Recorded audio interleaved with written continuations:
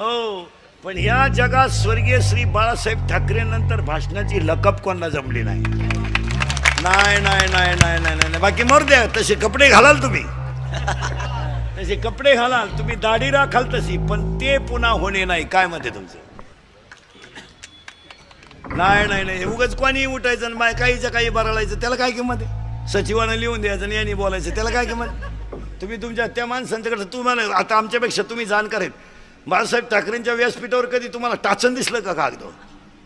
खुर्चीवर उठायचं सुरू का? अरे ती ताकदच आतून होती महाराज, आपाप शब्द बाहेर पडायचे, आपाप उभं राहिल्यावर टाळी वाजत होती. तर बोला गप्प बसेपर्यंत टाळी चालत होती का? त्या वक्तृत्वात ताकद होती. वा, ते काय असं कोणी उठायचं? ते काय 15 ऑगस्टचं भाषण नाही का 4थीच्या पोरांना? इंग्रजांनी देशावर अन्याय केला, तुझ्या इतका नाही केला बघ, त्यांनी केला. हे काय भाषण आहेत?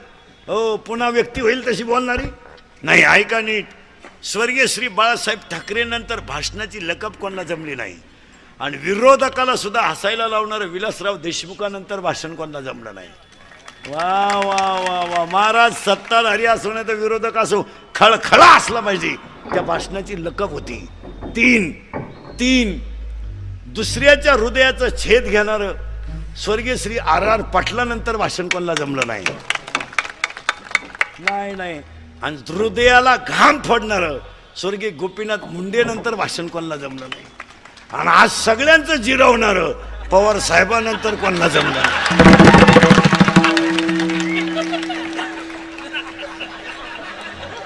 नाद खुळा.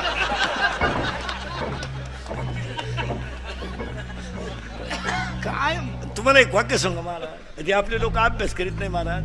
ही जी माणसं असतात ना महाराज, नगरसेवक साहेब मॅडमला सांगून ठेवतो, ही जी माणसं असतात ना महाराज, ही इतरांच्या तुलनेत बुद्धीनं 10-10 वर्ष पुढे असतात. काल ज्यांची जयंती होती ते महात्मा ज्योतिबा फुले, शाहू महाराज, संभाजी महाराज, डॉक्टर बाबासाहेब आंबेडकर, सावित्रीबाई फुले, ही जी माणसं होती, बाळासाहेब ठाकरे, शरदचंद्रजी पवार, ही जी माणसं आहेत ना मला, ही आपल्या अभ्यासाच्या 10 वर्ष पुढे आहेत. आपल्या डोक्यात जेव्हा मराठी शाळा येते तेव्हा त्यांच्या डोक्यात इंग्लिश मिडियम येतं, आणि आपल्या डोक्यात इयर खांदायची येतं तेव्हा त्यांच्या डोक्यात ठिबक येते. आपण म्हणतो इयर खांदायला पाहिजे तेव्हा ते म्हणतात ठिबक केली पाहिजे. आपण म्हणतो इंग्लिश मिडियम काढलं पाहिजे तेव्हा ते म्हणते इंजिनिअरिंग काढलं पाहिजे. इतका त्यांचा ना आपल्या बुद्धीचा इतका फरक आहे की नाही. आणि ही 80 वर्षाची जी ताकद आहे ना, सगळ्या तरुण पोरांना सांगतो, ही 80 वर्षाची जी ताकद आहे ना, ही ताकद 18 वर्षाच्या पोराला लाजिते हो. 18 तरुण पोरांनी पवार साहेबांकडून एकच घ्यायचं महाराज, 80 वर्षात त्या माणसाकडे इतका उत्साह आहे. 80 अक्कल बंद होती माणसाची. 80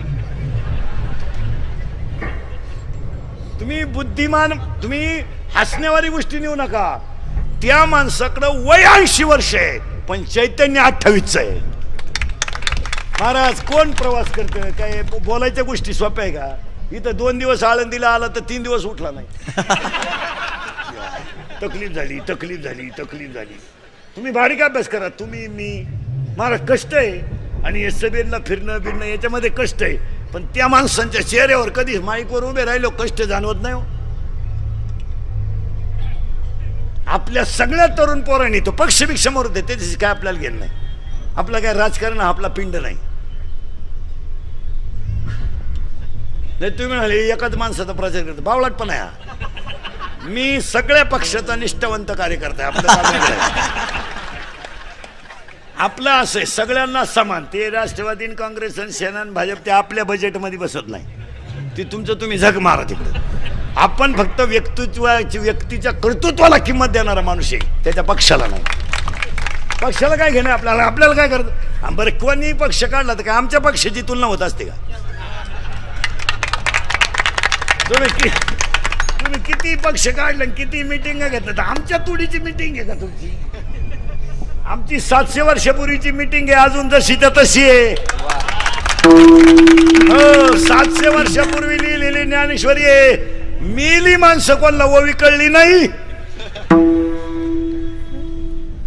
आपण वारकरी माणसं आहेत, पण एक आहे मला, ज्याकडं कर्तृत्व आहे ना त्याचा विचारच केला पाहिजे. यावर तुमचं मत काय? तसं जर पाहिलं ना महाराज, तर तरुण मुलाला ह्या माणसांचं 80वा वर्ष स्फूर्ती देत आहे महाराज. देत नाही? आपल्याला असं वाटतं की नाही त्यांचं का पाहिल्यानंतर अरे आपण काहीतरी करायला पाहिजे. हो, बोगस काम झालं आपलं. आपण तर 22ला बधीर झालो. 22ला त्यानं तोंड सोडून दिलं का? जिंदगीत इंटरेस्ट नाही राहिला. काय झालं रे? तिने जसा मला धोका दिला ना,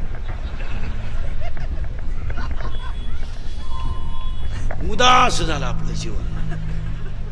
आता ती माझी नाही ना, कोणाची नाही.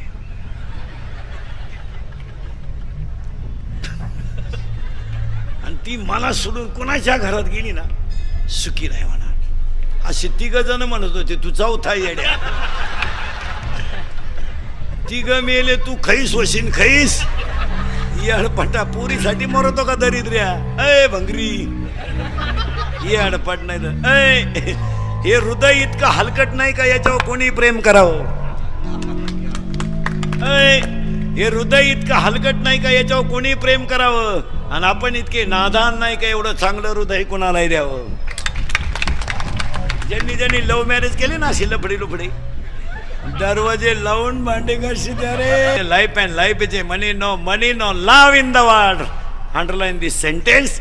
देव आहे, देव आहे, देव आहे. आणि स्त्री किती मोठी आहे याचं हे ज्वलंत उदाहरण आहे. फक्त एक ध्यानात ठेवायचं, स्त्री मोठी आहेच आणि होत राहणार आहे. आणि ते दिवसाला अभंग नाही. मग आता या कीर्तनकारांची वाढदिवसाला अशी पंचायत झाली, अभंग आणाव कुठून? आणि मला तर रोज वाढदिवस आहे, रोज रोज. आता तर 8वा दिवस आहे वाढदिवसाचा.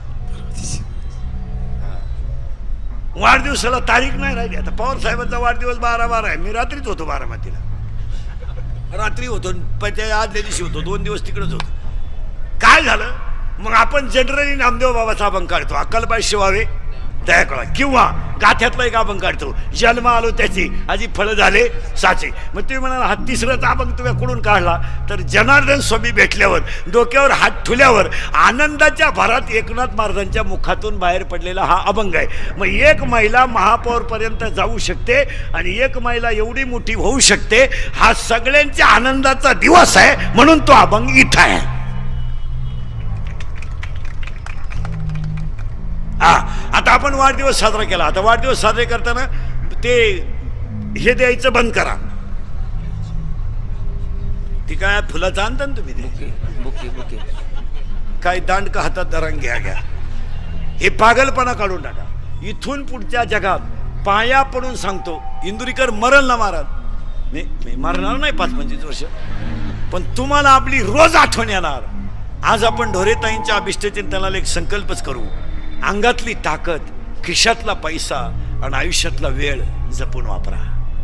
याच त्यांना वाढदिवसाच्या हार्दिक शुभेच्छा. अंगातली ताकद जपून वापरा. आता मारामाऱ्या करायच्या, वाद घालायचे, भांडणं करायचे, तंटा करायचे, दंगली करायचे दिवस आज राहिले नाही. आज माणसं एकत्र यायला लागलीत आणि ती काळाची गरज आहे. रक्ताचे नाते तुटत गेलेत, माणसं एकमेकांसोबत बाजूला गेलेत. आता दंगली करायचे, टपऱ्या पेटवायचे, मारामाऱ्या करायचे, मोर्चे काढायचे, आंदोलनं करायचे दिवस संपले. आज थोड्या आयुष्यामध्ये रोग अनेक आहेत, तेवढं आयुष्य मजेत घाला. यावर तुमचं मत काय? आता मारामाऱ्या करायचे दिवस राहिले नाही. एखाद्याला तुम्ही 10 लाख रुपये बॉक्सायला घेतले, सुपारी घेतली, बोकसलं तुम्ही. बॉक्सायला काय 10-20 मिनिटं लागली. तुम्ही त्याला 10 लाख रुपये सुपारी घेऊन बोकसलं, पण तुम्ही जेलमध्ये जर कायमचे जाऊन बसले तर ते 10 लाख खर्चितो कवा? बॉक्सायला वेळ नाही लागला, पण आज कायदा कडक झाल्यामुळं या गोष्टीवर अंकुश बसलाय. यावर तुमचं मत काय? आता कायदा पहिल्यापेक्षा कडक झालाय. पोलीस खातं ह्या 10 वर्षामध्ये नंबर 1चं काम करते महाराज. आता हे दंगली पेट करायचे आणि टपरे, हे भंगार याडपटन नीट आहे का? तुम्ही गप मरा घरी. ते दिवस गेले. आता टपरी पेटून पळून जायचं. आता 100% जनता CC कॅमेऱ्यात आहे. जर कधी गाठ पडली ना टपरी पेटवताना, असा क्लिप मध्ये अशी खुटी गुतन, त्या खोटा उपटन पण खुटी निघायची नाही. हसण्यावारी गोष्टी नेऊ नका. आता 3 महिने जामीन नाहीये.